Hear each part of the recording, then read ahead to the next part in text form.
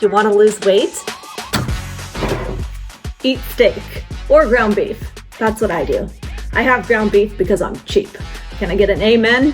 Amen. Amen. Amen. My name's Lillie. I'm a certified nutrition health coach, and I've been eating an animal-based diet for the last 4 years, which has helped me look, feel, and be my overall healthiest.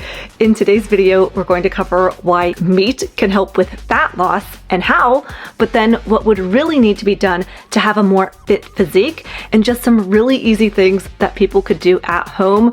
Some of these things take 60 seconds, but they can make a really big difference overall in physical appearance.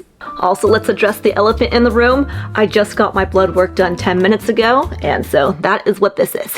Real quick, the 5 reasons how eating more meat can help with fat loss is that 1, it's very satiating. It keeps people full for long periods of time as it's high in protein. Protein is so critical for our survival that studies show we will constantly feel hungry. Your body will keep signaling to keep eating until it's had enough protein, as it's that essential for our survival. The second reason why eating more meat can help with fat loss is because protein has a higher thermic effect of food compared to fats and carbs, which is just a fancy way of saying you'll burn more calories to break down and digest protein. Thirdly, the high protein content in meat can help someone build more muscle, and the more muscle tissue that someone has, the more calories they'll burn, even without exercising. Now, these first 3 reasons were more so related to protein, and so then the question is, well, why not just have a protein shake instead of a steak? Oh hey, I love the rhyming. And a protein shake can help with fat loss. It just doesn't have as many vitamins and minerals as meat. So the 4th reason why eating more meat can help with fat loss is because it's incredibly nutrient dense. And again, our body needs these essential vitamins and minerals. And so once it gets these nutrients, the body goes, I feel good, I'm full. And when someone's more full, they're less likely to overeat. Though also, meat has number 5, healthy fats, which can help stabilize blood sugars and insulin levels. And stable insulin levels can help prevent excess fat storage and support fat loss. Now, other than meat, I think that eggs hit all 5 of these markers. Dairy can be fantastic for a lot of people. Fish can help support fat loss. So any combination of these foods, I think, are not only important for weight loss purposes, but also just health in general. And so now the question is, well, how much of these foods should I be having? And when I'm working with clients one-on-one, I usually suggest to start by having 1 pound of meat, 4 eggs, and 1 to 2 cups of dairy daily. Now, if someone doesn't do well with dairy, I'd have more eggs. If someone doesn't tolerate eggs, I'd have more meat. And I'm not going to go too much into this topic, as I did a full video covering this more in detail, so I'll be sure to pin that video in the comment section. Now again, eating meat can help someone slim down, but it's unlikely someone's going to get like a 6-pack and lots of muscles by just eating meat alone. I have a lot of clients who they lost the weight and then they're like, but I still have loose skin around my arms, or I have a flabby stomach, or some bloating. So what can I do to tighten things up? Just a real quick hack when it comes to reducing bloating. First thing in the morning, before eating anything, I would drink 2 cups of warm water with 1 tablespoon of apple cider vinegar with the mother and 1 tablespoon of lemon juice mixed in. Again, drinking this first thing on an empty stomach, some people are going to notice benefits in just 7 days, but otherwise I would be consistent with this for a couple of months and see if you notice a difference, not only with your bloating, but also digestion, blood sugars, and even fat loss. Now, I'm not saying that if you drink this drink and then afterwards eat a bunch of pizza and chips and cookies, then you're gonna notice fat loss. It's more so if we're having that 1 pound of meat, 4 eggs, 2 cups of dairy, and other single ingredient whole foods. So no processed junk foods. Then this drink, well, specifically the warm water can help stimulate digestion and bowel movements. The lemon juice can act as a mild diuretic and laxative, reducing fluid retention and bloating. The apple cider vinegar can enhance stomach acid and digestive enzyme activity, helping with protein breakdown and nutrient absorption. So this drink should help create the appearance of a flatter stomach, less bloating, and just help improve digestion as a whole. All right, this next easy thing that can help with belly fat in particular is essentially, it's a 60-second exercise that you can do either standing up or even sitting down watching this video right now. But essentially, you're gonna think about if there was a string inside of your belly button and we're pulling that string through to the back of your spine. This exercise is also called a vacuum, where essentially you are holding in your core and holding that position for 60 seconds. Now, you may not be able to do 60 seconds in one go, in which case, let's say you can hold it in for 20 seconds. Okay, that's one rep. Then you're gonna hold it for that 20 seconds, take a break, hold it for another 20 seconds, take a break, and then do it one more time to reach that 60 seconds. Of course, the more time you do it, the better, but even just 60 seconds, you should notice a difference in not only your core strength, but also balance, even digestion, and then overall creating and toning those abs. As we progress throughout this video, I'm going to start with the easiest things first to get fit, and then slowly add on and build onto more strategies that can, for some people in the beginning, they're going to say, oh wow, Lillie, this is so easy. And then maybe towards the end, other people are going to say, wow, I can't do this. That seems impossible. So just please keep in mind where you are on your health journey. Everything discussed in this video should be able to be done by any gender, any age. So even when we get to the more challenging things towards the end of the video, these should all be things that even my 80-year-old friends should be able to do. At this time, you might not be able to do it right now, though it would be my goal to be able to get to that point eventually. All right, first things first, when I'm working with clients, and I'll leave a link to my coaching rates and services in the video description, but I will first ask people where they are with their physical activity. If someone's doing no physical activity whatsoever, then I'm first gonna get them in the habit of doing a 10-minute walk a day. I will take that 10-minute walk in my house. If it's too cold outside, I'll go to the grocery store or to the mall to get that 10-minute walk. But regardless, I'm going to start creating that habit, and be specific when you're going to do that 10-minute walk. Is it first thing in the morning when you wake up? Are you going to do it after you have lunch? Are you going to do it when you get back from work? When's that 10-minute walk happening? And we're going to make it a habit. Not because Lillie told me to, but because I want to do this for my future self. I want to be able to stand up out of my chair without needing anyone's help. I want to do the thing that's going to be best for my brain health, my heart health, my digestion, my bones, my muscles. And so doing a 10-minute walk a day is going to help me reach that goal and live a very abundant life and help my future me. Doing a 10-minute walk a day, very simple, but it does add up to helping 85-year-old me. We got to keep our future selves in our minds. This is why I'm doing these walks, not because I heard someone online tell me to do it. I'm doing it because I genuinely know this is going to be in my best interest for my future self. Once we're in the habit of doing a 10-minute walk a day, I'm going to bump it up to 30 minutes of walking daily. Now, some people are already doing this at their work. Some people are walking as a nurse, as a waiter, as a construction worker, and so that totally counts.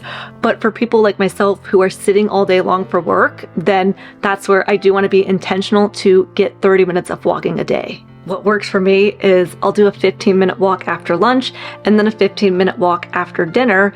And not only is this helping me get body movement, but it's also getting me out of the house, out of the artificial lights, getting fresh air, getting to connect with nature. It helps with my mood, anxiety, stress. And then doing this walk after my meal can also help with my digestion. There's studies out there that for people who have blood sugar issues, if they do a 30-minute walk a day, that is beneficial to your blood sugars. But if you split that 30-minute walk up into 3 10-minute walks after each meal, so 10 minutes after breakfast, 10 minutes after lunch, and 10 minutes after dinner, it makes an even bigger impact on reducing those blood sugar levels. So just food for thought. If you're like, when should I walk? I like walking after I eat. I also have a standing desk, which, I'd love to sit on my keister all day. I love sitting, but I do try to get myself to stand. Some people, they're not gonna buy a standing desk. I get that, but just in general, the more that we can stand, the better. When my family and friends call, I'll pace around my house or just stand while talking to them, because in general, the more that we can stand, the more calories we'll burn, the more we'll improve our posture, and just in general, this will shape our body type differently than if we were to just sit more. Oftentimes people think that if I can't go to the gym for an hour 5 days a week, then I might as well not even try. I'm a failure. I completely blew it, and I'm just not going to do anything. And it's like, whoa, Linda, Steve, John, come on, don't be telling me that. You know that's not true. Any little thing can add up and make a big improvement. Again, just standing, walking, holding in the core, these 3 things are free. They can be done anywhere, anytime. And the more that you do this, the more you're going to shift your body composition in a positive way. The more we move and if we sweat, then through our sweat we lose electrolytes. And today's video is sponsored by Element Electrolytes, which is a drink mix that I've been using every day for the last several years, which helps me stay hydrated. They also have helped me at a period of time when I had a lot more eye twitching. These can help people who have more muscle cramping, fatigue, migraines, heart palpitations, and Element is a really clean ingredient electrolyte brand with no sugar, no artificial ingredients, and it provides the body with more sodium, magnesium, and potassium. I'll have a packet of these electrolytes when I'm working out. Now, yes, it helps with my hydration, but I mainly drink these while I'm working out because throughout the day, I just drink water, which is kind of boring. And I personally need a little bit of motivation and something to make me want to go and move my body. And these electrolytes taste really good. And so for me, this is kind of my reward for exercise, is to have a watermelon-y or a raspberry drink that just makes me really happy. This is my reward system for moving my body. If you're looking for a really clean ingredient brand for electrolytes, I'll leave a link in the video description where you can get 8 free additional packets of all of Element's different flavors with any order, or you can get those 8 free packets by going to the URL drinkelement.com/LillieKane. All right, once I have a client in the habit of doing 30 minutes of walking daily, then I'm going to encourage them to start doing some body weight exercises at home. Because again, if we want to lose fat, eat more meat. But if we want to truly get fit, then standing alone isn't really going to help put on tons of muscle, or walking isn't going to help reshape loose skin. So in general, to get fit, we do have to put in a little bit of effort. Now that said, people have this idea that I am like doing tons of cardio and working out super hard and huffing and puffing. And truthfully, I go to the gym 4 days a week for an hour. But during my hour, I am, yes, lifting some weights, but then talking to my husband, lifting some weights, drinking some electrolytes, lifting some weights, checking my phone. And so in general, I'm probably only working out for 15 minutes. So there's a little bit of effort involved, but it's not like I'm doing these crazy cardio workouts or anything where I'm huffing and puffing and sweating a ton. You don't have to go to a gym to get fit. I know that people think, oh, well, I have to go and buy a gym membership and drive there and have people look at me and I don't know how to use the machines. And so there's no way I can get fit at home. But hey, there is a way. So when it comes to doing body weight exercises at home, this doesn't have to be anything crazy. In fact, if you want to take a screenshot, here's an example of a beginner's 3-day body weight exercise plan that I would do to start out. If you're unfamiliar with any of these exercises, then a quick Google search will show you how these exercises are performed. But in general, these should be some pretty straightforward exercises. And each of these days' plans should take anywhere from 20 to 30 minutes to complete, depending on how much rest time you take. Now, to get even more fit, then I would be putting more load on my muscles to force them to grow. So rather than doing just body weight exercises, I'll put on the screen a 3-day plan that incorporates some dumbbells. Again, if you want to take a screenshot of this that you can save, the dumbbells are going to put more load on the muscles and force the muscles to grow. Or rather than using a dumbbell, I'll also put a 3-day beginner's resistance band workout on the screen where the bands can provide a low impact alternative to the traditional weights, which can be easier on the joints and reduce the risk of injury. What I also like about resistance bands are they can help not only with building strength, but also balance, stability, and flexibility. They're also portable, so you can take them anywhere, and they're pretty affordable. Usually the hardest part about getting in activity is just starting. Usually we say, I'll start on Monday, I'll start next week, I'll start at the beginning of the month, and the best day to start is today. If we focus on our why are we doing this? I'm doing this to take care of my future self. How is 85-year-old me going to feel? How is 85-year-old me going to look? What's their energy levels? Am I able to chase around the grandkids? Do I need help getting out of my chair? I don't want to rely on my family or other people to have to take care of me. I want to have the autonomy and freedom to be able to take care of myself on my own. I move my body because it's a form of loving myself, respecting and honoring this home that I live in. And so I'm going to do that today. I hope you guys enjoyed today's video. If you did, please give it a thumbs up, subscribe for more content, and I'll see you in the next one.